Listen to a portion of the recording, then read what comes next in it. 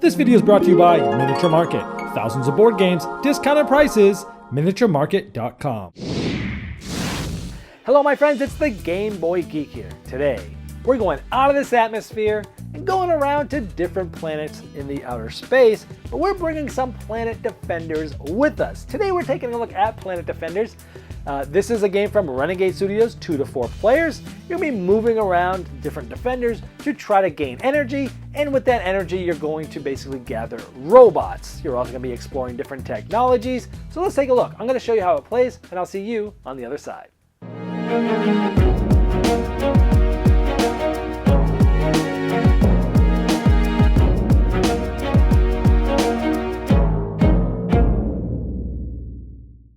For the 3 Planet Defender figures, in the video I'm actually going to be taking them off the stands and laying them face flat up just so you can actually see them. They're a little bit easier to see that way on the video. The object of the game is to have the most points, and you'll be getting points by catching different robots, by getting points on them, by spending energy that you have in order to get those points. You'll also gain more points at the end for having a variety of different robots, and you'll also gain points by having a variety of different technologies from the technology cards. Over the course of the game, each player will take their turn, and then it will go clockwise to the next player, and on players' turns they're going to take 1 or 2 main actions, followed by an optional extra action. When taking your main actions, if it's your first main action, you'll spend 1 battery and place it on one of these control tiles. So if I place it like this means I'll be moving this defender this amount. In this case, it's 1. So we were moving this yellow defender 1. Now you can only move it orthogonally, never diagonally. You can move through other defenders, but you can never land on a tile where other defenders are. Of course, they start together, but after that, once they're moved, you can never end your turn there on another defender. Step 2 of the main action is to activate that planet that your defender landed on. In this case, we're simply getting a blue energy and a battery. When taking energy, remember there's a limited amount in the supply. There's 10 to start the game, unless you're playing with 2 or 3 players, so there's only 8. If there's no energy left, then you can take a battery in its place. So in this case, we took another battery and we got the blue energy down here. Then, if you'd like to optionally take a second main action, you can do so. However, you must spend 2 batteries to take your second main action, and when you select a control tile, you cannot select one that you've already placed batteries on in your first main action. So in this case, I'm going to move red 1 using 2 batteries. And in this case, I'll just move red 1 up here, and I'll gather 3 batteries and place them in my supply. After taking your 1 or 2 main actions, you can optionally take an extra action. For extra actions, you have 2 different choices. The first is here, which is upgrading a technology. You can spend the resources seen at the top of any one of these cards back to the supply to gather one of these technology cards. If you remember, I had just gotten 3 batteries on my second main action, so that's how I spent into the general supply to pay for this, and it goes to the left side of your player board, notated here by the blue technology cards. Now these cards all do different things. For example, if I ever move a defender to a planet in the top left-hand corner has this icon that I can get an additional battery, for example. Instead of upgrading a technology, for your optional extra action, you could instead catch a robot. You can catch 1 robot with any of the defenders that you used this turn. Now you can only buy 1 robot regardless of how many main actions you took, and you can only buy the closest one to any of the defenders you moved. So here, this is the only robot this Planet Defender could possibly take. Same this robot for this Planet Defender.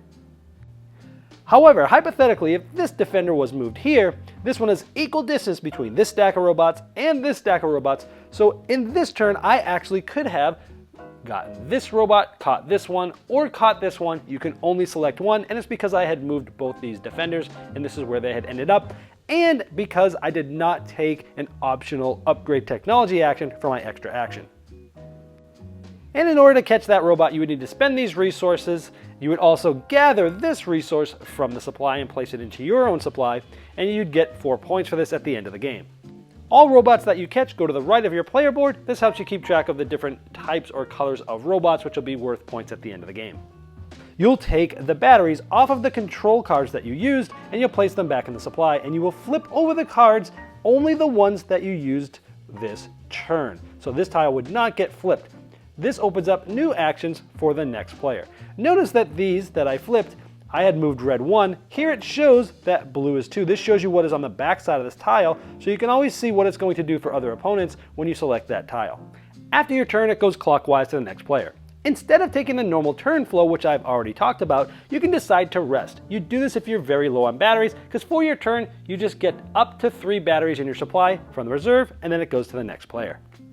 The game continues like this until any 2 stacks of the robot cards have been completely depleted.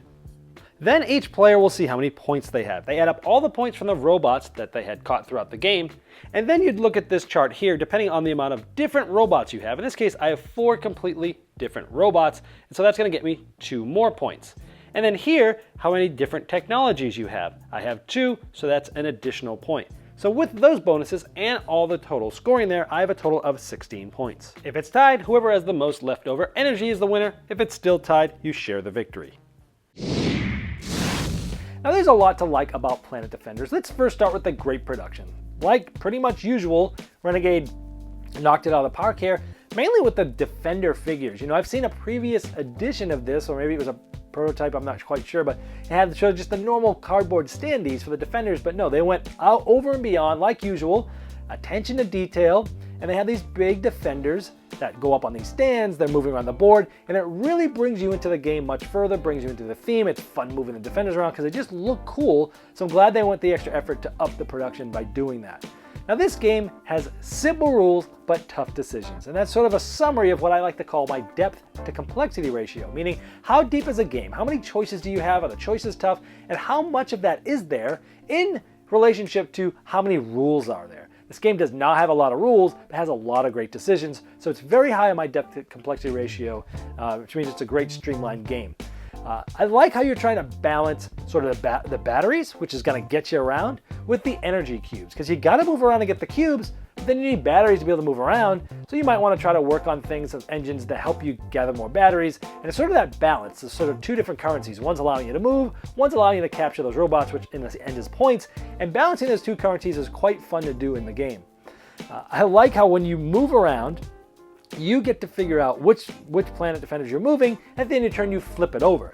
So the player to your left, you can see what they're going for, you can see where the Defenders are, and you can see, well, I bet you they're going to go try to get this robot. Well, if I use this Defender this round, it's going to flip over, they won't be able to use that Defender this next round, so they won't be able to get done what they need to get done. So I like how you can sort of use movement specifically to slow down other players and hinder that. I think that's really good. Now, it's more prevalent in a 2-player game than, say, a 4-player game, but if everybody sort of does it to the player to their left, you can change people's decisions quite a bit, and I think that's a fun aspect of the game.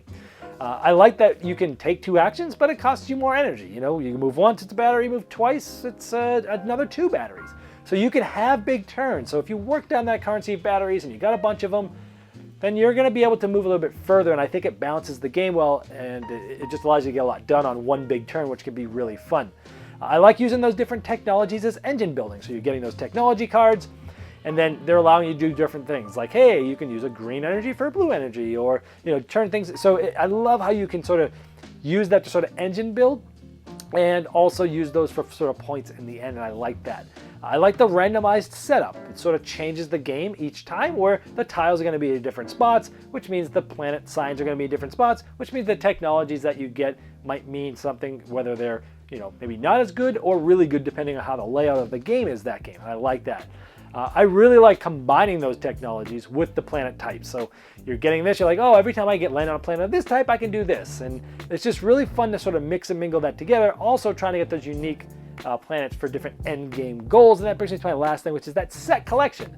Trying to get the different colored robots and trying to get the different technologies for those end games goals. So it's like they've got all the sort of baselines of a good game of all the different things I like, and it comes together quite well. So I thoroughly like this game. Anything that I don't like about it, I like it best actually with 2, because I can plan like almost 2 turns, my turn now and my next turn, with pretty good confidence that I know what's going to happen next turn, because there's just 1 turn and I kind of know what they want to do just by looking at what's going on. And I like that because you can kind of look for sure a turn ahead. But with 4 players, there's almost too much happening between the turns that by the time you come, it's almost like you got to do the best thing for your turn right then, as opposed to thinking maybe a turn or 2 ahead. So those that like strategic thinking forward, thinking ahead, will like the 2-player game better. Those that like more tactical games will like the 4-player. 3 sort of in that sweet spot. It's not. I would never like turn down a game of 4 players, because I think the game is just great.